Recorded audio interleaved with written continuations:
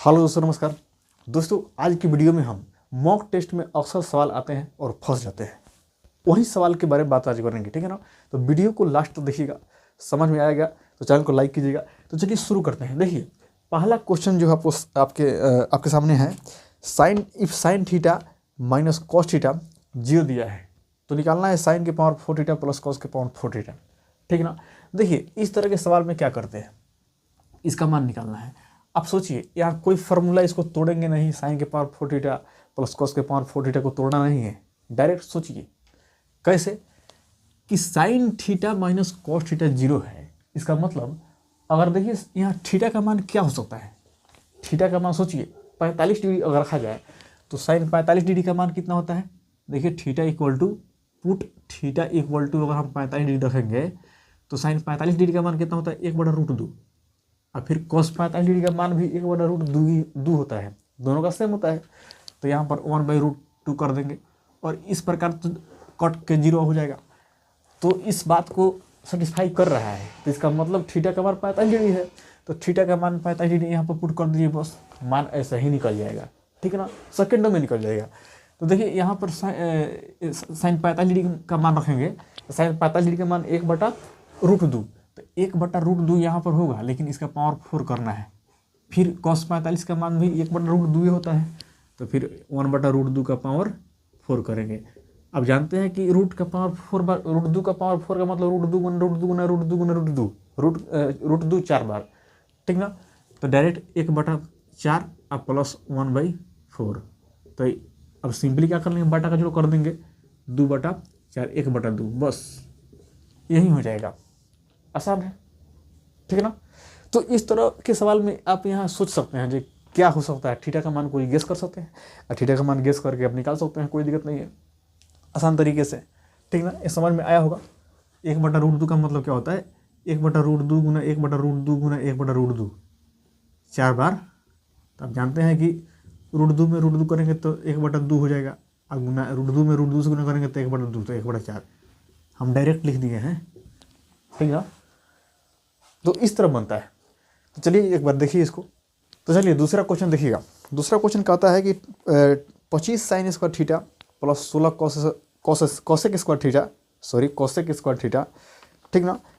इसका मान पूछ रहा है कि मिनिमम वैल्यू क्या होगा। मिनिमम और मैक्सिमम वैल्यू होता है, आप लोग पढ़े होंगे। मिनिमम वैल्यू क्या होगा देखिए एक बात समझिए, इससे पहले हम थोड़ा सा कंसेप्ट बता दे रहे हैं। कंसेप्ट ये है कि अगर ए साइन स्क्वायर थीटा अब plus B cosec square theta, ठीक ना, या ए है या बी है या साइन है, इसका यहाँ कोसेक है, ठीक है ना। और इस प्रकार से कोई चीज़ है, ठीक ना, तो इसका मिनिमम वैल्यू पता है कितना होता है। मिनिमम वैल्यू देखिए, मिनिमम वैल्यू इसका क्या हो सकता है, यहाँ पर समझिए। अगर ए बड़ा है बी से, मतलब ए वाला साइन की जगह पर जो साइन के पहले जो ए है, ये बड़ा है बी से, तब क्या हो सकता है पता है आपको। तो मिनिमम वैल्यू हमारे पास होता है 2√AB। एक कॉन्सेप्ट है, इसको याद रखिएगा, ठीक ना। अब देखिए अगर ए छोटा हो जाए बी से, तब यहाँ पर क्या हो सकता है, तब तो आप यहाँ कह सकते हैं इसका मान तब इसका मान ए प्लस बी होता है। मतलब कहने का मतलब a sine square theta plus B cosec square theta, अगर इसका मान पूछे कि मिनिमम और मैक्सिमम वैल्यू तो वो होता है, तो मिनिमम वैल्यू कितना होगा। तो मिनिमम वैल्यू 2 शर्त पर होता है। अगर ये बड़ा है बी से, तब 2√AB इसका मिनिमम वैल्यू होता है। अगर ए छोटा है बी से, तो इसका मिनिमम वैल्यू होता है ए प्लस बी, ठीक है ना। कंसेप्ट क्लियर है। अब इसी हिसाब से ये बन जाएगा, ठीक ना। जैसे ये क्वेश्चन आपके सामने है 25 साइन स्क्वायर थीटा